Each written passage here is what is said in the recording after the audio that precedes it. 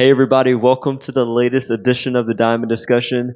I am your host, Demetrius Woods, and hey listen, y'all know what time it is. It's middle of May, regular season is over for NCAA Softball, and it is regional talk time. So without further ado, let's get it started.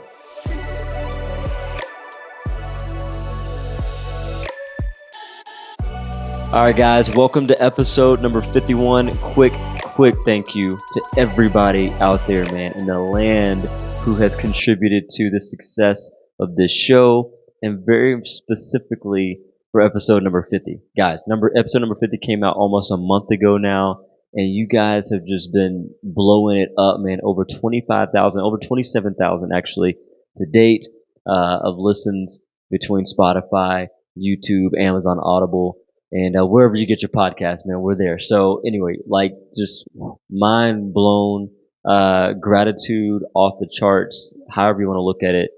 I'm grateful. I hope it's been great content for you guys. And we're not going to stop there. We are right here, episode 51. As I mentioned at the top, it's regional talk time, man. It's regional talk time. I have been convinced. I told my wife this earlier last week. I'm a big World Series MLB postseason time fan.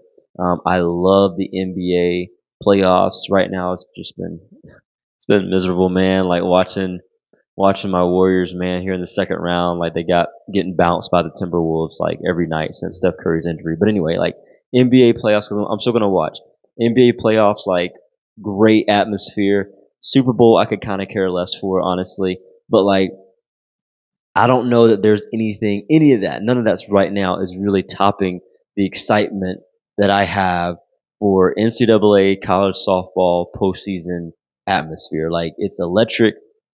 Everything. I mean, just it's awesome. All right. So we're gonna start with just a couple of quick shout outs to some of these ball clubs, man, who are making their first run at an NCAA tournament title. First of all, going to start with the hometown team right here in Nashville, Tennessee, Belmont University. They've got the pitcher, man. Excuse me, I'm forgetting her name right now, but she's leading the nation in strikeouts and throughout the regular season, and she's absolutely kicking butt, man. So I'm pumped to see what Belmont has to offer. The second one, first to the dance, man, is Mercer University down in Macon, Georgia. Shout out to them. That's where my mom and dad both went to school. Coach Fico, man, Lindsay Fico. She's doing a great job down in Macon, and them winning their conference championship gave them that opportunity. So big opportunity for them. The Ospreys, is it Ospreys or Ospreys? I don't know. Down in North Florida, though, down in Jacksonville, I think. Yeah, Jacksonville, Florida. They're tearing it up. They had an amazing season. Pitching staff was doing more than enough to get it done, but they had the bats. They had the bats to do it in their conference tournament, and here they are. They're right here, ready for the big dance. The fourth one on the list, man, is St. Louis. Shout out to St. Louis. I don't know much about that program at all, but listen, if you're making it to the big dance, if you're one of the final 64 teams in this thing right now, if you're playing in mid-May, you're doing something right. So shout out to St. Louis, and the same thing goes for the University of Santa Clara, man. Like these ball clubs right here getting their first trip right to the dance. You gotta expect some nerves. Will be able to be a part of the process, right? And hopefully they're working out all of that right now. And once this weekend comes on, man, the lights come on. They're ready. They're ready to put on a show and to advance their way through the regionals and the rest of the tournament that has a play for them. So anyway, shout out to those first 5 teams right there with their opportunity, man, to make a run for the first time ever. Real quick, before we get into a regional talk, I want to just highlight, man, like I'm not even highlighting, I'm just going to name them because it's just there's so much goodness right here. Okay, we got 10 players that are on the Player of the Year finalist list. Okay, and I'm gonna give you maybe my top 3 out of this. And honestly, as I'm giving this to you, I'm changing it in my head right now as I'm even thinking about it. But anyway, we got 10 players. All right, 10 players, and I want to hear from you guys. Like, who do you feel like deserves to be the Player of the Year? First off, we got Bree Ellis out of Arkansas. All right, we got Corey McMillan from Virginia Tech. Jordy Ball out of Nebraska. More on her in a bit. We got Jordan Woolery, man, at a UCLA. What a season. Nigel Kennedy, as you should expect, out of Texas Tech. Kendra Falvey, just the Willie Mays of the outfield, and down there at the University of Florida. Lindsey Grind, man, dude, that is a I'm getting ahead of myself, but listen, she's awesome. She's awesome in the circle. Anyway, all right. Out of Arizona, we've got Devin Netz. Like she has led that program to some big time wins this season. More on her in a bit. We got Carlin Pickens out of UT over in Knoxville, Tennessee, and then the infielder man out of Florida State, Issa Torres. Dude, she is tearing it up down there, tearing it up. So these are the 10 players. Now here's the thing. I'm gonna highlight a couple real quick. Nigel Kennedy was one that I expected to blossom this year, right? I felt like she would be able to find her way in Texas at Texas Tech. Now I did expect them to win a few more games than they did. End up with a little bit of a better shake than they did in terms of their placement in the tournament. However, Nigel did her part, and she's got more to do. I think they're going to absolutely go as she goes. Much like Stanford went as she went last year. I think she's kind of in a similar boat. I think they've got a strong team down there, over there rather, in Texas Tech. And so we'll see, man, how that goes with this tournament run. Carlin Pickens is another one, another pitcher at Tennessee, right? She tops Monica Abbott, former volunteer, right, for the fastest pitch ever recorded in the history of our game. Like, wow, just, but that's not all, right? She's dominating in the circle as she should, and she has, for a lot of the season, man, made some really big noise in the SEC, which I believe is the toughest conference out there right now. Okay, so anyway, Carlin Pickens, Nigel Kennedy. Let me move away from the pitching, man, and let me talk about Bree Ellis. All right, Bree Ellis, dude, she's one of those players right now that you have to say, listen, is it better that we just walk her? Seriously, I can't remember that. I think she might lead the nation in intentional walks this year because of the threat that she provides. And so I'm going. Listen, man, if we've got 2 outs and we're up by a run and she's up to the plate with nobody on base, I might walk her and pitch to the next batter. Like that's how dangerous she's become for Arkansas. And Arkansas, man, they got a top, dude. They worked their way. If you look at the rankings each and every week, they were just kind of inching, and they continue to beat and knock off very good ball clubs throughout the year, man. And once they got to their SEC schedule, they were rolling through it. Like they really they surprised me. I wouldn't say shocked me because a team that shocked me was Texas A&M, and we'll get to them in a second. But Arkansas truly did some damage this year, man. But here's my top three. All right, here's my top three for player of the year in no particular order. But Corey McMillan, man, dude, homegirl leads the league in home runs this year out of Virginia Tech. I'm going to talk about Virginia Tech here in a bit when we get to the regional talk. But like Corey McMillan, man, she's a problem.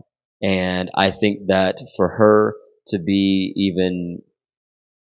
she should be at least top 2, top 3, or excuse me, top 1, top 2, right now, I think. And she is one of those players, man. She is a generational talent, and she's going to certainly make some noise throughout this NCAA tournament. And I expect her to go pro once her career is all said and done. So that would be one of my 3. The second one, man, it's I don't know that they're going to choose her. I don't know whoever the committee is, or who I don't know who all is on that committee in terms of choosing who the player of the year is. But y'all, Kendra Falvey out of Florida, and this is coming from an LSU fan. Okay, I am a diehard LSU fan. Therefore, it's not possible for me to like Florida at all, which I don't. However, I am a fan of Kendra Falvey in the way that she roams the outfield. Offensively, she's no slouch either, right? Let's not get that twisted either. Like she is a specimen at the plate too, but the runs that she takes away in the outfield, make up for anything that she potentially lacks at the plate, I would say. And she has really helped Florida, and whether you feel like it's worthy or not for Florida to have a top 3 national seed, she has a lot to do with it, though. She's got a lot to do with getting into wherever they go, and I think that she's going to continue to be that type of an impact player throughout this tournament. And I think that Florida has a dang good shot of making a strong run into to the Supers and potentially the Women's College World Series. The last one, man, that I got for you guys. I was thinking about Jordy Ball, what she's done at Nebraska since transferring from OU, and then dealing with the injury all last year, and then coming back. I mean, I don't know if there's a comeback player of the year, but if there was one, I would definitely give it to Jordy Ball.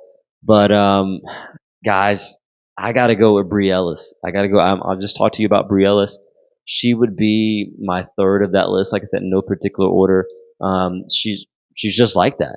And as a former pitcher, if you've got somebody at the plate that you're semi afraid of and you really don't want to throw the ball to them, and now as a current coach, I'm like, I don't know if I want to pitch to her.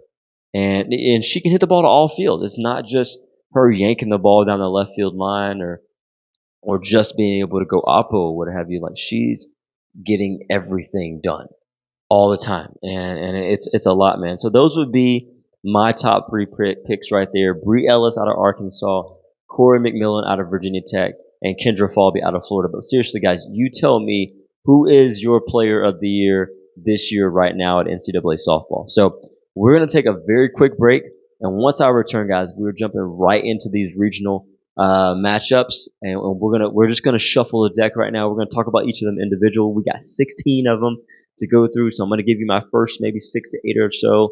Then we'll take another quick break, and we'll keep diving right in. But real quick, guys, I'll be right back.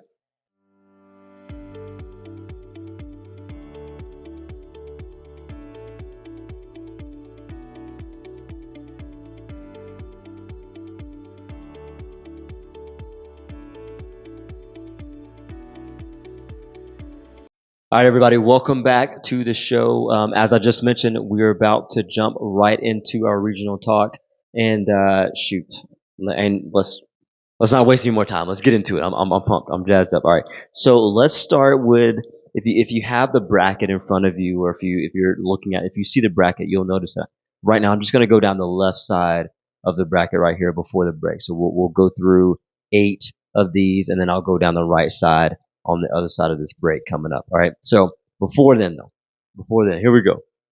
Man, I feel like a kid in the candy store. Anyway, let's get to it. Let's just get to the point.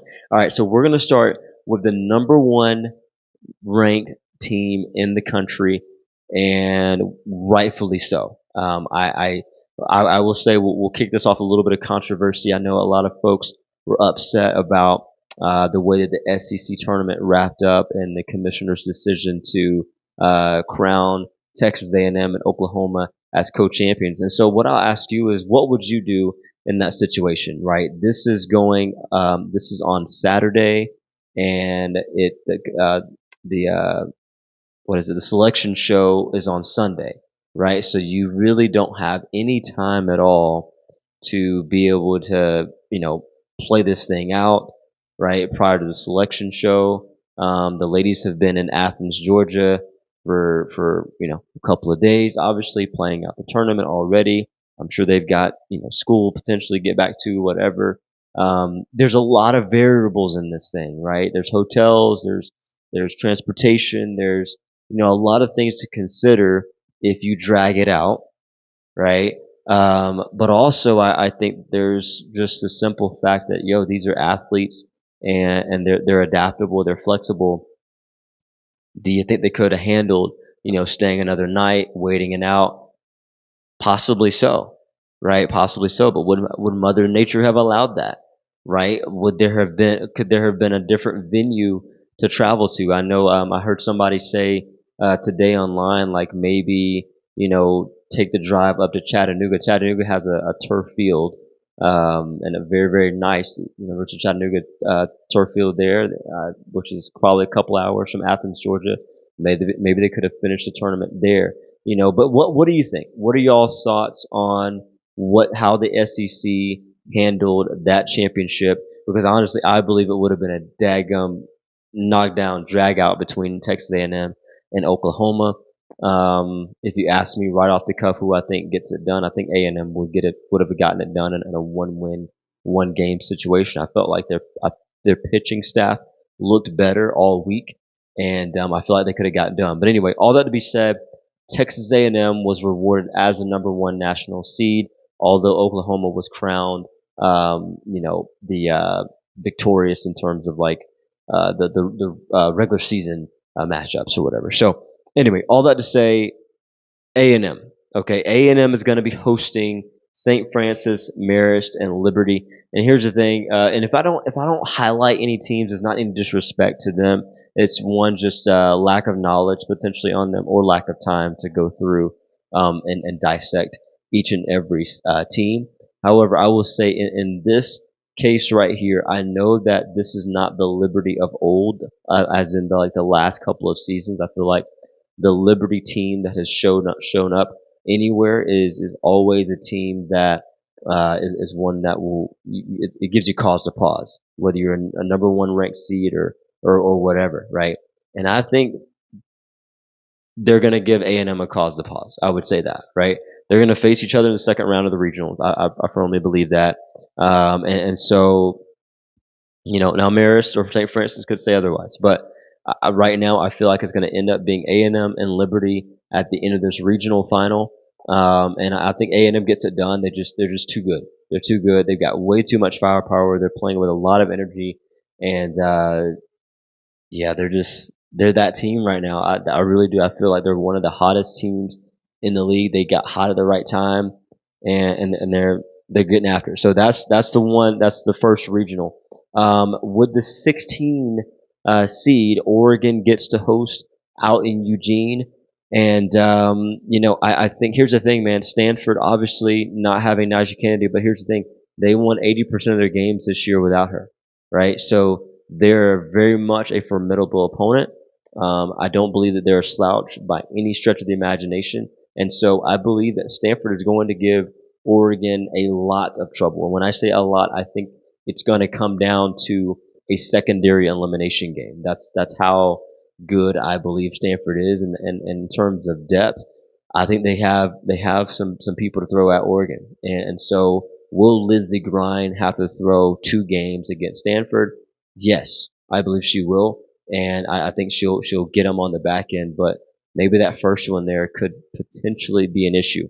So I got Stanford pushing Oregon to the brink, but ultimately I've got Oregon going to the super regionals and ultimately facing Texas A&M out in College Station in Texas there, which I won't give my super regionals picks until after this regionals has been decided. That way we don't have any mix-ups there. All right, so Texas A&M, Oregon facing off in the supers.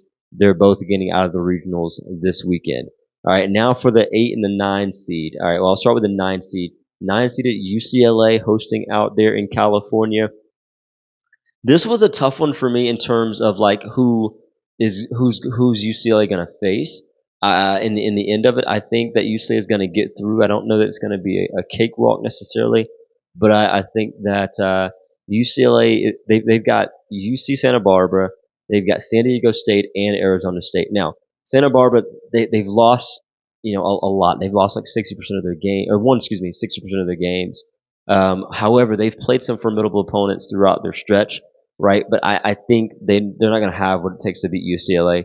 I believe San Diego State and Arizona State both are going to be an issue for each other in that first round of the regional. So I don't really know who's going to win that first matchup, but I believe whoever wins that first one wins the next one next time they play each other later on in the regional, and then ultimately going on to be defeated by UCLA. So I think UCLA gets out of this one and to be able to have a chance to head on to supers. Now for the 8-seeded South Carolina over in Columbia, man, they're going to be hosting, and I'm excited about this one. And this is going to be, I'm smiling because you guys may turn your nose up at my pick on this one. Don't worry, I'm picking South Carolina. I am.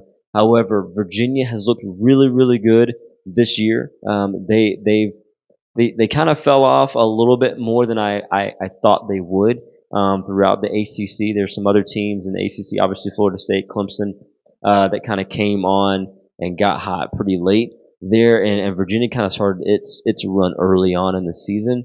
However, I got the University of North Florida, man, the first dancers ever. All right, University of North Florida. I got them upsetting Virginia early in the regional. Okay, they're coming in ready to go, and then of course I see, of course, South Carolina facing North Florida.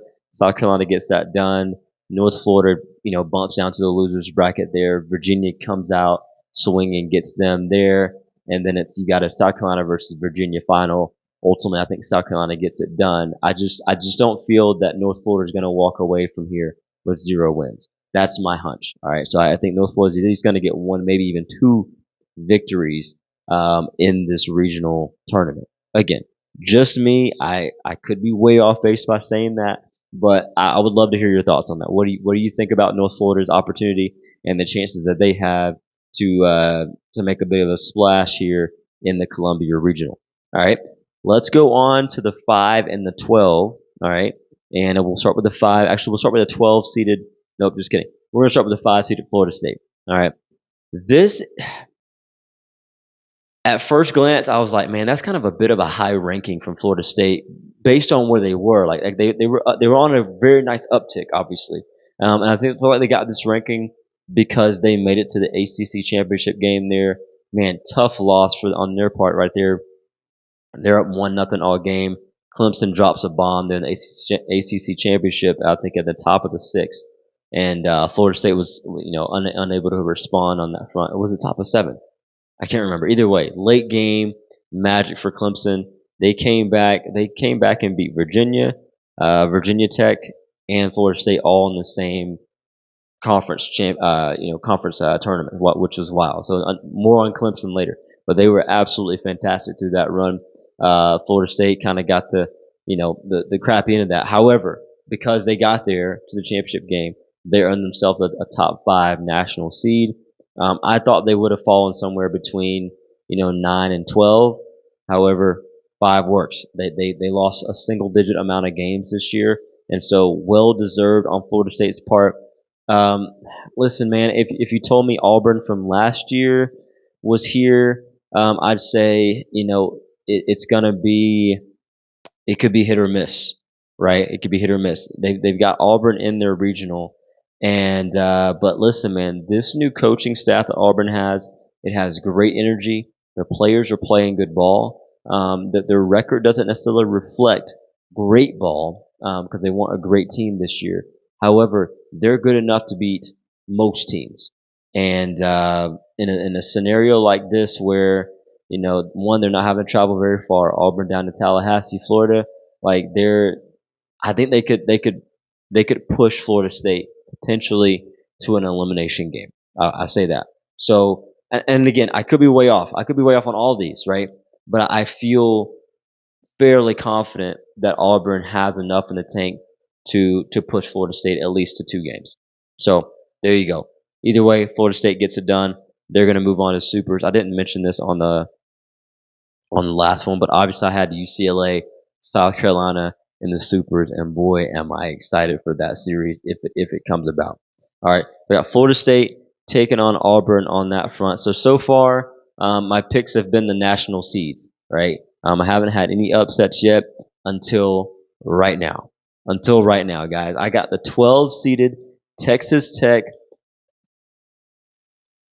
I can't believe I'm saying it, y'all. They're gonna get upset by Mississippi State. Okay, I'm kind of picking with my heart here, right here, a little bit with my head because I've run the numbers and I've done all the background research on this and how it could potentially unfold. But let me tell you who they have. Okay, we've got Texas Tech, and they're taking on Brown in the first round. They're Brown University, and then we got Mississippi State and Washington with nearly identical records. All right, facing each other. So here's the thing: I don't think that Washington gets it done. But I do think that Washington can beat Mississippi State with no problem. Will they? That's another question. But I believe that Mississippi State, man, with one of my fan favorites, I would call her. Raylan Chafin just got drafted into the pros, man. So pumped for her because I knew that potentially she was going to be done playing softball after this year, and here she is getting an opportunity to play in the pros. So big shout out to Raylan Chafin, and I expect her to be in the circle against Washington right out of the gates for Mississippi State, and that's where I find this to get kind of tricky because you're gonna see her arm early on, I believe.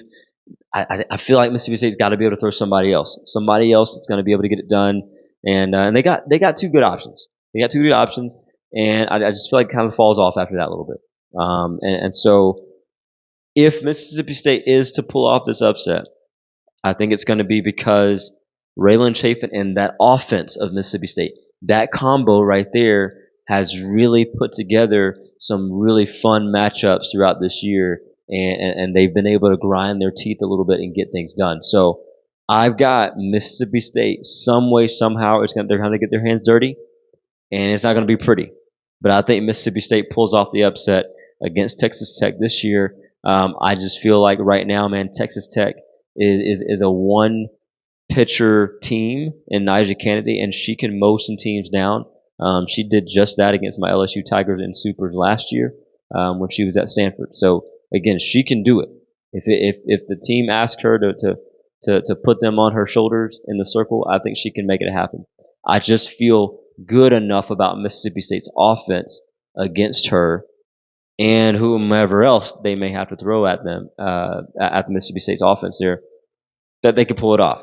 So because of that, I've got Mississippi State winning in this regional, and then they would then have to travel over to Florida State for Supers. So that would be a very intriguing Supers right there in SEC versus ACC matchup with Mississippi State, Florida State. We'll see if that comes to fruition in due time. All right. Last one here before the break. Okay, before the break is our 13-seeded Arizona, and then we'll go with our 4-seeded Arkansas. 13-seeded Arizona. This was another one that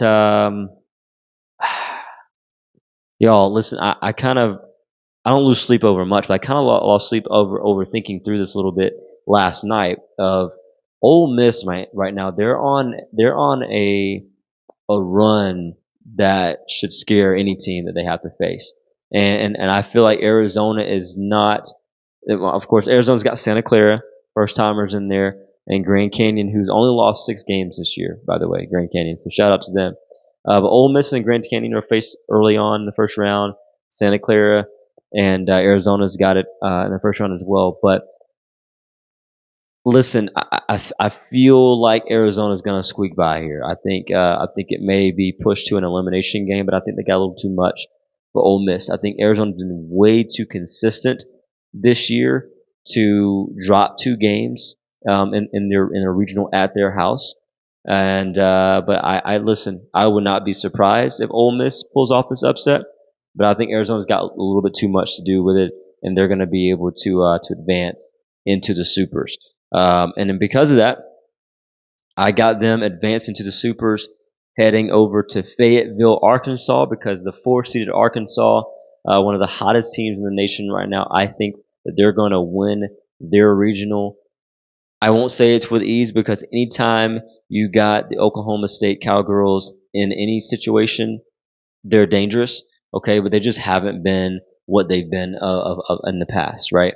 But the question is, do they have to be, right? Do they have to be a Women's College World Series bound team to get through this regional? I think they do, because I think Arkansas is a Women's College World Series bound team. And that's why this one is going to go to Arkansas, I believe. And I just don't see Arkansas getting beat out by Oklahoma State. Not this version of it. And no disrespect to Indiana or our first timer St. Louis. However, Arkansas is just too much right now, and they've been too much for too long throughout a great stretch of this season. And so hence why they earned themselves a top 4 national seed. So anyway, guys, with that being said, real quick, we're going to take one more break. Is it one more? Yeah, just one more break. Okay, we'll take one more break here, and then we're gonna jump back in here, hop down the right side of the bracket, and see who else we have advancing to the supers. See you in a bit.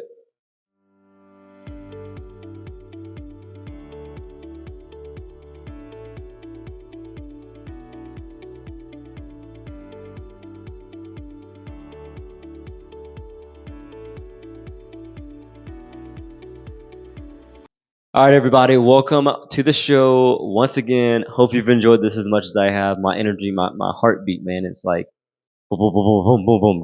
We're going. All right, so let's jump right into the right side of this bracket. I don't want to hold you guys too long, but I want to share spill my thoughts with you. Okay, so we're going to talk about the 3-seeded Florida, all right, Gators, and then we're also going to discuss the 14-seeded Duke Blue Devils. Okay, starting with the 3-seeded Florida. Listen, man, I don't think they're going to get tested at all. They got 2 teams out of the state of Georgia, which is super cool.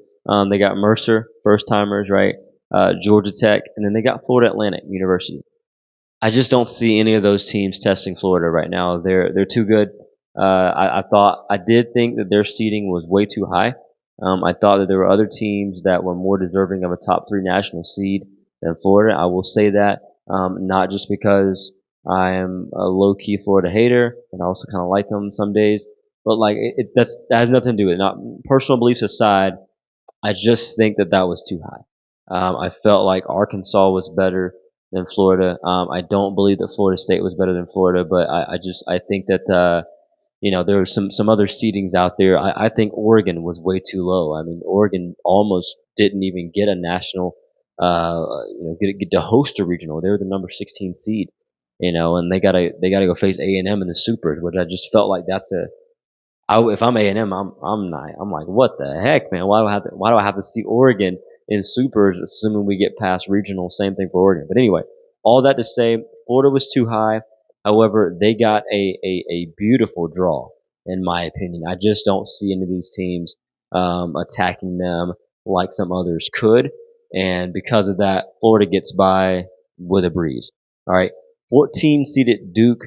I think they get by, but I think they're tested because I think that Georgia, which would not be beautiful, if Georgia gets by, then you got a Georgia Florida matchup here in the supers. But I don't think that's going to happen. I think that Duke gets it done. However, here's the thing, man. They've got to be better in terms of getting off to good starts, sustaining it throughout the game, and just making sure that they keep teams at bay. They're not doing that at a consistent clip as I expected them to.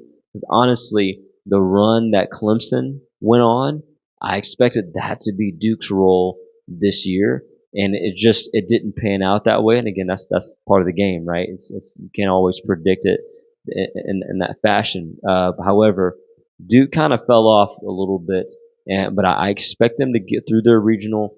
Although Georgia is going to be a formidable opponent for them, and I won't slouch, man. Coastal Carolina or Howard, both of those programs, Coastal Carolina out of the Sun Belt, they took care of their conference, won it convincingly, in my opinion, all throughout the year, and here they are with an opportunity to face Georgia in the first round and see if they can make noise against an SEC program. So shout out to Coastal Carolina, man, of winning 41 games this year. That was fantastic. But ultimately, I got Duke traveling to Florida for the Super Regionals next weekend. All right. I got my 11-seeded Clemson paired up with my 6-seeded Texas. Okay.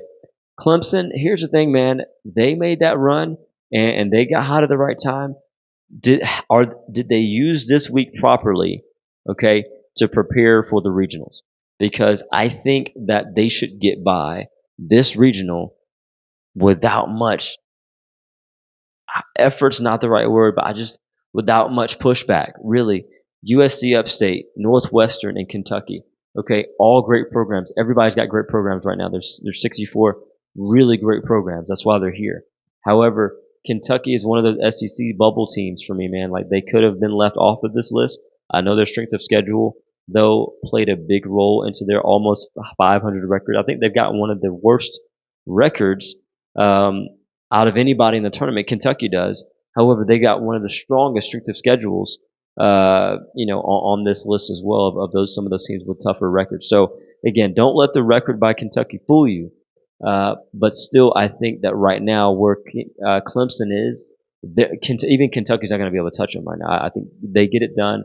The pitching staff has proven to be resilient, and that offense has proven to be resilient as well. However, let me just tell you this: there's only so many times you can come back from stuff, right? They've erased 7-run leads, they've erased late 2 or 3 run leads, but sometimes it's going to bite you. And so of course, my advice to Clemson, ball club is that don't dig yourself a hole, not too big of one too early, right? And that goes for anybody, right? You trying to dig out of a hole rather late after the 5th inning is just really tough to do that, to grind. It can be done, especially if you're seeing the same pitcher, maybe the 3rd time around the batting order and things kind of come alive there. But you just never know. You never know. So anyway, Clemson, they get it done. Number 6 seeded Texas. I would say that most other teams, they get by no problem. But Michigan is a team, man, that excuse me, most other Big Ten teams that are not nationally ranked is where I was going with that. They get by, right? But Michigan, man, they're one. Of course, they're not UCLA, right? Although they just took care of them in the Big Ten tournament, right? They beat them, and honestly, if I'm not mistaken, Michigan went into the Big Ten tournament as an 8 seed, okay, and then they come and they take care of Oregon and UCLA, right? Am I tripping? I think that's what they did. Either way, it doesn't matter. Point is, I know that they got it done for the 2nd year in a row, and that is not by mistake at all. And that program is doing a lot of good things the right way. And I just hope, man, that they push Texas. I hope they push Texas. I think Texas is really, really good. They are going to be what they need to be. Texas will.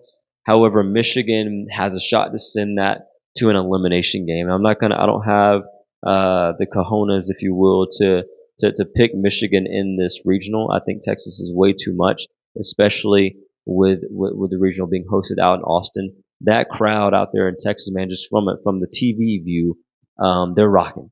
They're rocking and they're ready to go. So I think they're gonna be a lot.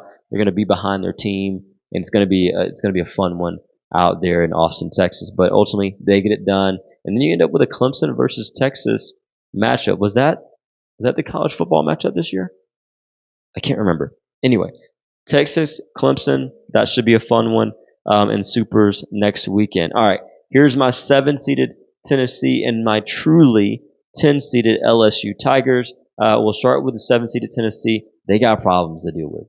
I'll just cut to the chase. They got problems, and the problem is the Ohio State Buckeyes. Was that the matchup too? Y'all, was that really the matchup? Was it Tennessee, Ohio State? I'm tripping. I wish I could remember that. Anyway, Tennessee, Ohio State, though, that's who I believe will be in this regional final right here. Tennessee gets it done, okay? Not going to pick an upset on that front. I think Carlin Pickens is too much. I think everything that the offense for Tennessee has to offer can definitely do enough to get by Ohio State. However, if Carlin Pickens or anybody else on that staff is off by a smidgen, Ohio State will capitalize. They've got one of the hottest offenses in the country, and it's shown throughout the latter half of the season. These Jokers, they went 43-12-1 this year. And I think they easily could have won 46-47 games if not for a couple of hiccups along the way. I saw them, well, I didn't see them actually in person, but I saw the video of them playing Georgia. And again, I know it's Georgia. It's not last year's Georgia team in terms of strength and what they were. However, though, I do have a lot of respect for Georgia's ball club. And so watching Ohio State, though, unload on Georgia was very impressive. And so because of that, I think that Tennessee's offense is going to have to keep up. And I think they got the horses to do it. But I think if you were to compare apples to apples in terms of whose offense is more potent right now, I'm going Ohio State over Tennessee. And that's why I feel like I'm putting Tennessee on upset alert. The same way I'm putting Tennessee on upset alert, although I think they're going to make it through. I'm putting my LSU Tigers on upset alert as well. Here's the thing, man. Um, this is not a fan that is trying to be cautiously optimistic about things or whatever. No, I'm genuinely nervous about us getting through our regional. Last year, with all due respect, we had Jackson State and a couple other teams in our regional that I just felt like we were not tested the way we could have been. Um, but this year, we're going to be tested. We're going to be tested because they got Nebraska, right, in this regional. LSU drew UConn that won their conference championship. Like the outfield play at UConn, they've been balling, man. They've been balling. So they're riding the high from the national title winning team for the women's basketball team there. So good things happening up in Connecticut there, and then Southeastern Louisiana, man, they knocked off LSU earlier this year, right? So again, this is a really tough draw, and for me to say, yo, LSU is gonna get through this regional, it's not like I'm just no, like that. That's not a foregone conclusion by any stretch of the imagination. These are three ball clubs that could easily, in my opinion, figure out a way to finagle their pitching staff and do some things the right way. And if they catch the right break, they could be taking the Baton Rouge Regional, and our Tigers are staying at the house, right? So I'm nervous. I'm genuinely nervous, man, for my Tigers. I think, here's the thing. Sydney Berzon, all right, she's going to do her thing. All right, we gotta have Heavener, man. I hope that she can limit the walks, right? We've got two other pitchers, man, that have come along for the ride. Oh my gosh, I'm so upset that I'm forgetting her name. Number 10, for us. But anyway, we've got the staff to be able to figure things out, right? Our offense just has to be hot. Like we can't have our offense not be ready to roll. Like we got to be able to put up runs, put them up in bunches, and take care of business as we should, right? And not allow Jordy Ball potentially to dictate things or what have you. Because I think we get by Southeastern Louisiana. I don't think we're not gonna take them lightly. However, they lost the same amount of games as we lost. Actually, they won more games than we won.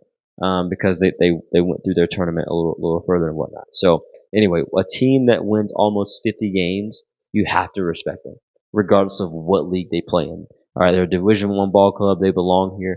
They're here for a reason, and they're ready to battle. So again, LSU gets through.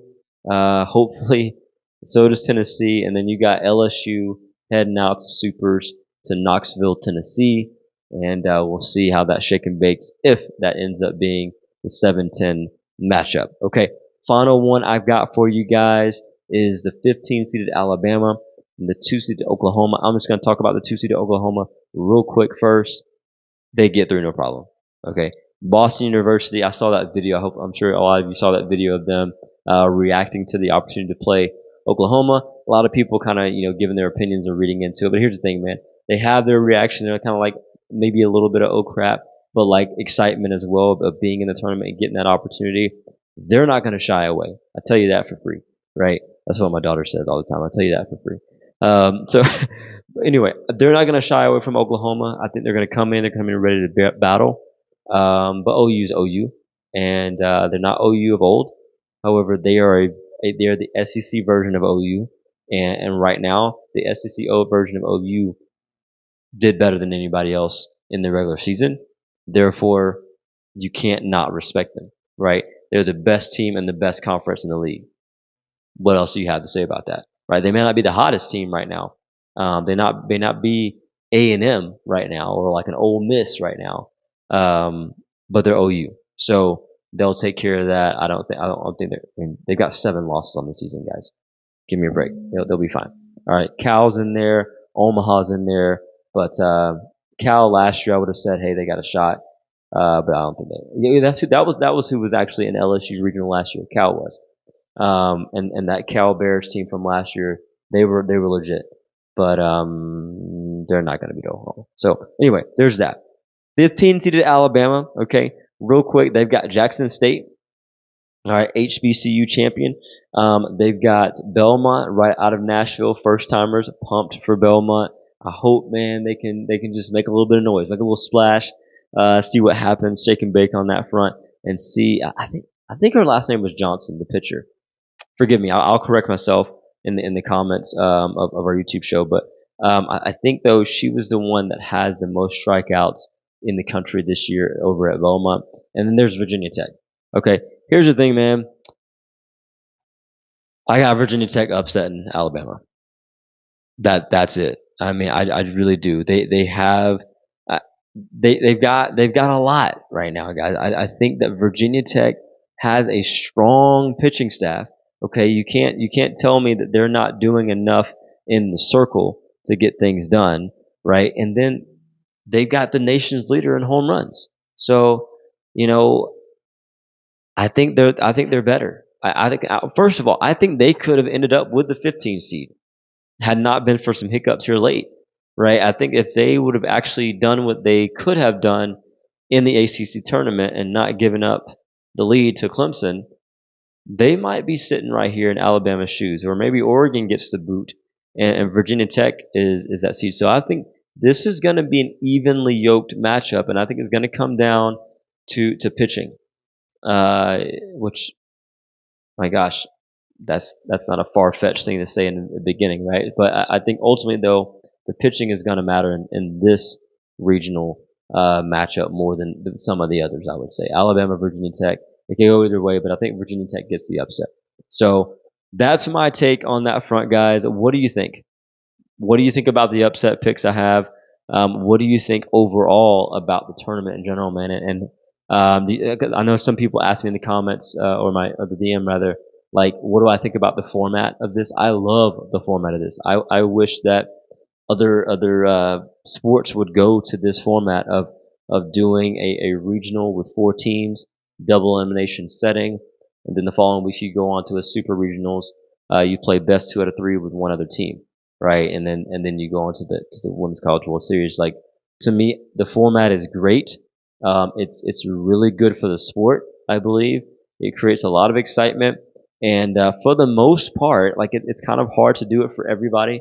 But I love the way that they seed this out, and some teams they give them an opportunity to not have to travel very very far, right? Like you've got, what was it, the oh yeah, it was the Florida regional, right? So Gainesville, Florida. Well, they got Mercer coming from Macon, Georgia. Not bad job at all. Georgia Tech out of Atlanta, Georgia. They're not a bad drive down to Gainesville. And then you got Florida Atlantic University, right? Not a bad drive at all, right? Where's FAU? Somewhere in Florida, doesn't matter. Either way, like they're right there. So there's some nice settings here, guys, that I really like a lot. And here's the thing, man. They've gotten it right a lot. No complaints on my front in terms of how the NCAA has run the softball side of things. Although yes, we could have said, hey, the SEC championships handled a little bit differently. But bottom line is, it is what it is, right? You move on, you live and learn, and hopefully, you don't end up with that situation moving forward. But if you do, my one thing would be, hey, why don't we start this thing a day early if we possibly can? I know the regular is pushing up right against the regular season and finals weeks and things like that, so maybe it's not that plausible.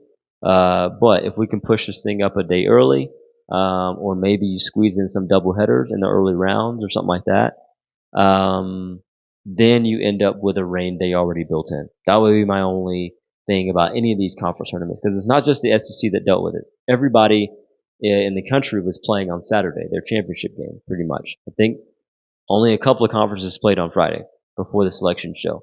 So it just so happened that Athens, Georgia, at the time was getting the most amount of rain, and weather was what it was. So anyway, all that to say, guys,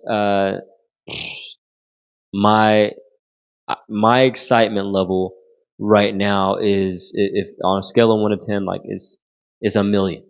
It's a million. Like I wish I could sit back in the recliner and have 16 TV screens going on every single regional, and just locked in, man, diving in just head first on that front. I wish, seriously. But however, I do get an opportunity though to go coach. my softball team down in Georgia this weekend, which I'm really excited about. However, man, let me tell you something. This right here, this is what it's all about. So I will say this: if you're not playing softball this weekend, if you're not coaching softball this weekend, if you're not a parent or family member going to watch it in person this weekend at a travel ball tournament or school ball event, then you need to be either A, at some college team's ballpark this weekend, or be on your couch, all right, with some family members and friends tuning in to the game of softball right now, because it is an electric sport and it is a beautiful time to be alive, because NCAA softball Division One postseason is here. So with that being said, guys, I am going to give you my thought you should know moment, and this is a thought you should know moment that was actually requested, interestingly enough, which is kind of odd because I've never had a request for a thought you should know moment, but here it is. And so I'm going to try to end this on a positive note. Okay, so this thought you should know moment is a little bit controversial. So if you're really not into controversy right now, or like anything like that, then just turn it off. That's fine. I love you. We'll catch you next week. However, if you just want to hear a little bit about this scenario, then keep the screen on, or keep the don't hit the pause button on Spotify or whatever. So this was a Facebook post of mine a couple weeks ago, and I am a very positive Patty type person. I am a very optimistic gentleman, and I crave, I yearn for positivity in my life. Like, I'm always looking for an opportunity to smile and love on somebody and just show kindness and that kind of thing. And I'm doing that every day, 99% of the time. Okay. However, in this one moment, I decided to post a rant. I called it my one rant for the year. It's probably going to be my one rant for the rest of the decade. I don't know, right? Because I'm just not that kind of person. I don't really rant on much of anything, especially not on social media. Okay. However, this was involving my local recreation department. Okay. The recreation department that I have gotten the opportunity to, be a part of for 2/3 of my life. Okay. Whether it's being a player, a baseball player, at this rec department, or just a citizen of the Putnam County community, Eatonton, Georgia, where I'm from, or as a coach. So in a lot of different capacities, I've been able to be here and shed some light on this place and just give it what it deserves, and it's also given me a lot as well. So anyway, with that being said, I'm just going to read this to you. And if I need to give any context, I will, if I feel like I need to do that. But it's kind of long. It's a little lengthy. It'll take me a few minutes to read it. But I'm going to read it the way I wrote it. Okay? And I think that's important for context for some of you who have been waiting on this opportunity to hear me say it out loud. All right, so here we go. My one rant for the year. So I have run a travel softball program for about 6.5 years in my wonderful hometown of Eatonton, Georgia, aka the city that raised me, that I have a ton of gratitude for. However, I must say that I could not be more disappointed over the years with Putnam County Recreation Department in Eatonton, Georgia, for the utter reluctance to be accommodating to our local travel ball team. Elite Diamond Softball, which is the name of my travel ball program, has hosted tournaments, and of course we practice on a weekly basis like most teams. Now, ask me, how much grief I have gotten to host a tournament, or to just hold a practice or scrimmage from Putnam County Rec? Cool. Glad you asked. A whole hell of a lot. And for what reason, I have no clue. We have local players that call Eatonton home, and I have had plenty over the years, and even multiple who have either gone on to play college softball or are still currently playing college softball from Eatonton, Georgia. Okay? Let that sink in for a second. Wow. But yet, simple accommodations like using a field to practice or scrimmage on is a consistent hassle from Putnam County Recreation Department and its staff. Other local teams can call and grab a field at the drop of a hat without question. So the question really is, why us? Seriously, my Eatonton people, why our team? Why have we dealt with the most grief from the staff of this rec department for over 6 years, despite being a local program? And here's the icing on the cake. When I call other surrounding rec departments to practice, because our own rec department can't find the time or field space for us, the rec departments welcome us with open arms, and they don't drill us with questions and treat us as if we're about to ruin their precious dirt and grass. The other recs, for example, Greene County, Jones County, Wilkinson County, Jasper County, and even Newton County, all these are rec departments in Georgia, at times, they embrace us. They ask if we need the field drug. They ask if we need bathrooms opened. They ask if we need water provided in the dugout for practice. They ask what dimensions we need the bases. They freaking go out of their way for a very, very grateful non-local team. So to wrap this up, big shout out to the others and a genuine F, just kidding, but seriously, to Putnam County Recreation Department and its current staff. You're trash in every way I could think of. This homegrown kid right here, who played on those fields under other staffs and other directors, who were amazing, by the way, I could not be more disgusted with your current service. I would say do better, but I think this is their best. Rant over. Good day, FB family, and please help me make sure their staff sees this. Living life, loving it, which is what I tag all of my Facebook posts with. Okay, so that made it very hot in here because I just got angry all over again just thinking about it. But here's the thing, guys. I don't really think this needs much context. Here's the thing, though.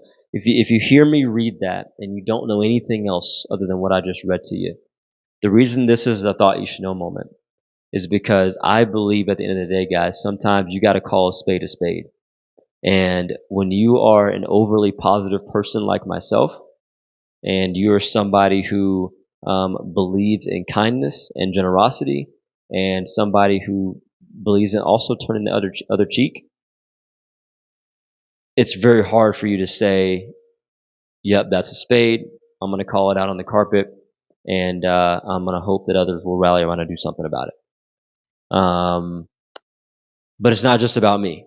And I think that's why I feel like it was necessary for me to say something and call a rec department that I genuinely cherish so much, call them on the carpet, the staff specifically, because there are generations of players that are coming behind us, right? Generations of coaches that are coming behind us that deserve to use the facilities, right? That their families pay taxes for, right? Not that I'm not trying to create an entitlement culture by any means, because entitlement is not what I believe in. However, I have certain rights, right? And when hostility and just I don't know another way to put it. Just when that is involved consistently, and being hassled consistently, when that is a fabric of the relationship between a recreation department and a local travel ball team, whether it's softball, baseball, soccer, whatever, basketball, it shouldn't be that way. And I got an outpouring of messages and calls and texts that some that I think I've still yet to respond to, of people saying, hey, yeah, this is the same thing for me, whether it's soccer or basketball and whatever. I had, people in the comment section, kind of calling some names and, whatever, right? I mean, a lot of that, right? And here's the crazy thing. This is a small town. Therefore, word travels fast. And one of the beautiful things about this, though, guys, is that I know for a fact that at least 2 of the staff members have seen this post. Therefore, that's an opportunity for them to do something about it. Now, this is a couple of weeks old. Excuse me. From the time of me releasing this show. No one from that rec department has reached out to me. Okay. I do not expect them to. I'm not sitting here waiting and holding my breath for a phone call or text message. However, all that I ask of that staff is that they will do right by those to come. That's all that I ask. Because it is their job to do right by those to come. It's not an option to not do that. Right? When you are in the business of serving your community and providing space and opportunities for your community, you ought to do it the right way. Because otherwise, there's plenty of other jobs out there where you don't have to worry about serving anybody. So with that being said, guys, call a spade, and open your mouth when you have to open your mouth, and decide, make that choice to say something if you see something. So anyway, guys, with that being said, I know we kind of ended on a serious note right there, but with that being said, though, we're gonna wrap up this show. We're so excited. I hope you're pumped. I'm pumped about these regionals, man. It's gonna be a wild weekend. Hopefully the weather is great all across the nation. Hopefully you're tuning in some capacity, and go find a new favorite team if you don't have one already. So with that being said, guys, let absolutely everything you do, even when you're ranting, let everything you do be done in love. Because at the end of the day, that is truly what makes this beautiful world go round. Thank you guys so much for tuning in. We'll catch you next time.